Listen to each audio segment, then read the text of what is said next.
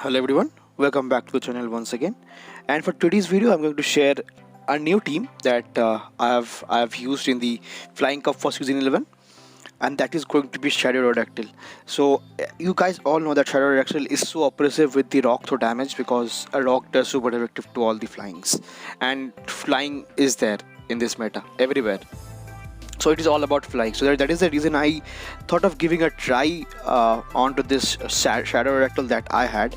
So for that team, I am using a pretty standard and typical ABB team style with Skarmory and Aerodactyl in the back line, both being weak to electric, and a neutral and partially neutral, like partially super effective to rock as well, to which I need to handle the electric and rock, for which I have got a neutral Pokemon that is going to be Altaria in the lead.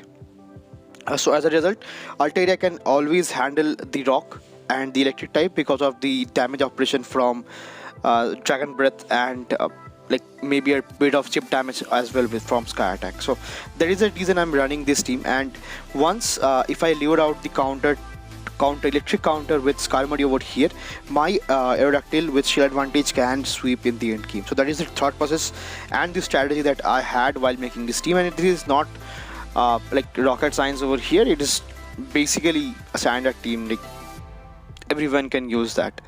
So I had a lot of fun with this team because of the damage from Shadow Aerodactyl. So it is so good that it just wrecks opponents over here. And for the ratings over here, which is really decent, I have got A for coverage and all B for safety, consistency and bulk as well, because the top two mons that are bulky in this meta is Altaria and Skarmory, along with Mandibuzz as well. So that was the thought process that I had, and without further more delay into the video, let's jump into the battles and check out how this team performed. So now, hopping into the first battle over here, I pick up a lead with Crobat over here. And as you guys can see, this is the very recent video that as soon as the cup started, I went on to playing the Flying Cup. So that is the reason I think like some people are not actually aware of the meta as well. So that is the reason they are actually running Crobat with Bite as well. I'm not sure what the recommended moveset is with Crobat, but I'm quite sure that it is Poison Fang and not Cross Poison. But so moving into the battle, I take the first Cross Poison over here, and since this Bite damage is actually adding up, I'll be switching into my Skarmory over here to catch the Cross Poison over here, and they get the boost over here. And from this kind of range, they will not be able to get to the next Cross Poison. As you guys can see, this Bite damage is actually very oppressive. To which now they comes back with their own normal Gyarados over here with Waterfall. So since it is doing neutral damage over here, I will be going for the first Sky Attack, and then since I had so much lot of energy loaded with my Skarmory, I'll be going for the Brave Bird. So Brave Bird for this Gyarados will be enough to get the knockout, and let's see what they have in the backline.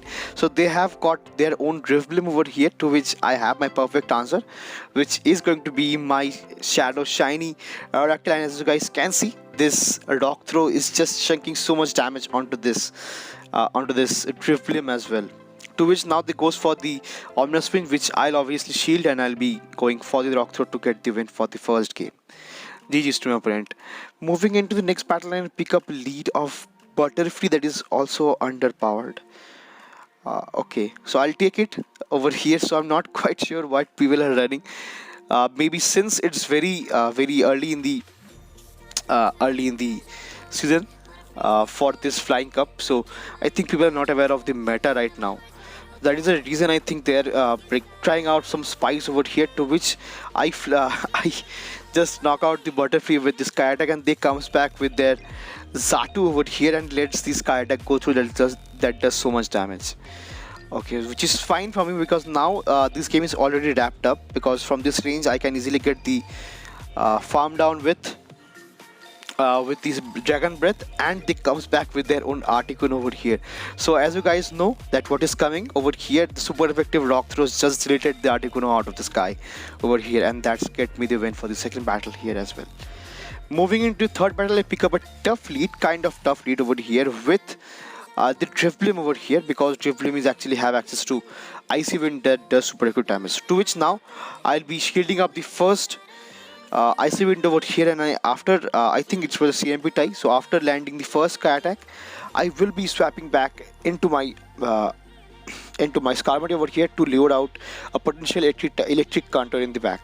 To which these, I'm not sure they are not swapping out, but they swaps out into a Dragon Breath Charizard, and they throws immediately. So I'm quite sure that this is not going to be a Blast Burn, but just Dragon Claw, which I can resist because of my partial Steel typing onto my Skarmory over here. To which now I'll build up to back-to-back Sky Attacks over here, to which I'll be going for the first one. So this might get the first shield from my opponent, which it does. Beg your pardon, the final shield, and to which I'll be going for the back-to-back Sky Attacks over here. So I'm not sure if it is enough to get the knockout, barely enough, but I sneak in one extra Steel Wing through. To which now I can easily tank one more Dragon Claw as well, and let's see what they comes back with. So they have their own Skarmory over here that is running Air Slash. So you guys have to keep in mind that if you are running into this meta, you have to use Steel Wing and not Sky Attack, because Sky Attack does neutral damage, razor damage in such kind of meta, but Steel Wing does neutral damage. To which now they comes back with their own Drifblim over here, and since I come back with my Aerodactyl, I will be going to shield the next Ice Event, and now I swap out perfectly to catch a Sky Attack onto my Altaria over here.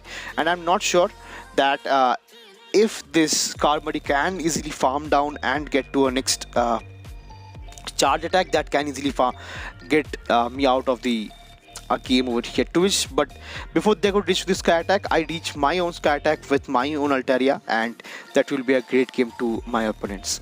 So GG's to my opponent. Moving into the fourth battle, I pick up a tough lead over here with Skarmory. So how I like to play it out is like I would like to catch a Sky Attack after building up to a Sky Attack of my own to my Altaria, and catching a Sky Attack onto my own Skarmory over here. So since I've got a not energy, but I've got a kind of HP advantage, I could win up the matchup. So that is the reason they swaps out into their own.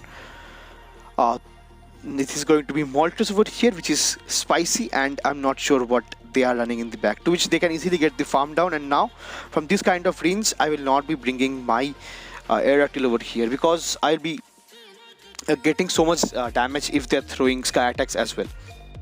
As Aerodactyl is so glassy as well. To which they goes for the Ancient Power, which is neutral over here, because I am part flying and part dragon as well. To which they goes for the back-to-back Ancient Power. To which now I'll be coming back with my Aerodactyl because I have got a shield advantage.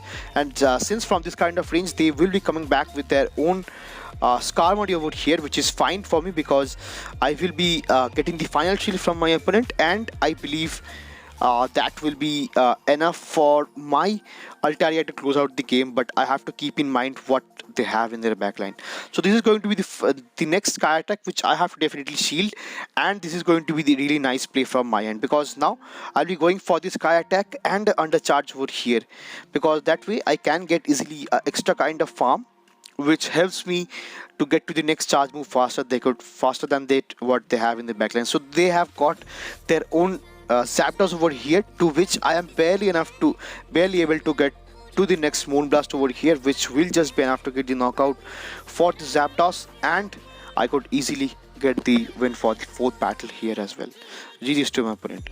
And now moving into the fifth battle over here, I pick up a lead of Talonflame, to which now they swaps out into their own Gyarados over here. But since this Gyarados is actually running Dragon Breath and not Waterfall, I will be coming with my Shadow Aerodactyl to get the hard farm, and they are actually running Twister and not Aqua Tail, which is kind of fun. Okay, fine, I'll take it. And now they comes back with their own Altaria, so which is fine for me, because now I'll be going for the next Ancient Power, which will be getting the first shield from my opponent's end, which I am happy with, because now from this kind of range I can easily come back with my own Skarmory, because Skarmory does have a dominant matchup with Altaria as well, because I'll be resisting the Sky Attack, I'll be resisting the Dragon Breath because of my Steel typing, and to which now they swaps out into their own Talonflame over here. So over here I did manage to get some correct alignment onto my Pokemon, so that is the reason I end up winning this match.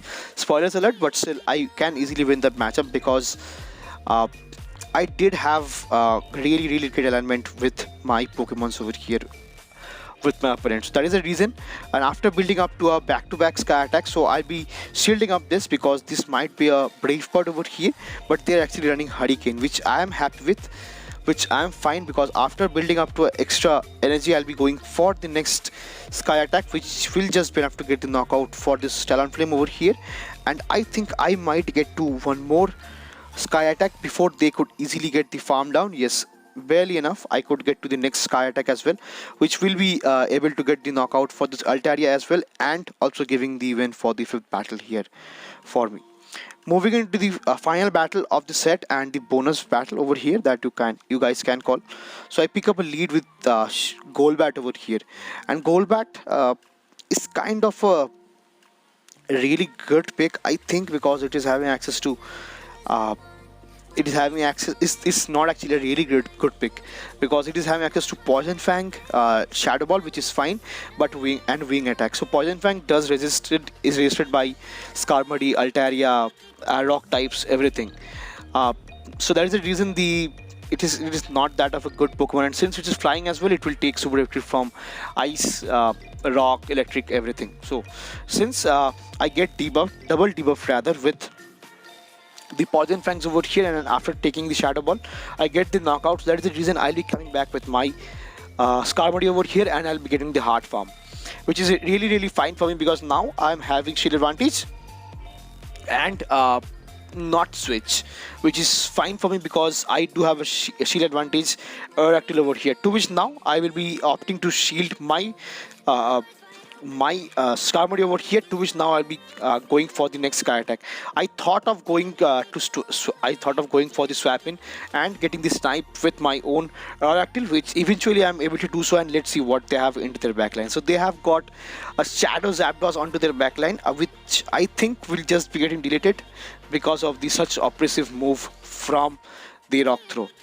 And that will be all for this video. And if you are using this team comp, do let me know how it is working out for you guys, and see you again in the next one with new videos and new teams in the new leagues as well. So that will be all. See you again in the next one. Till then, peace.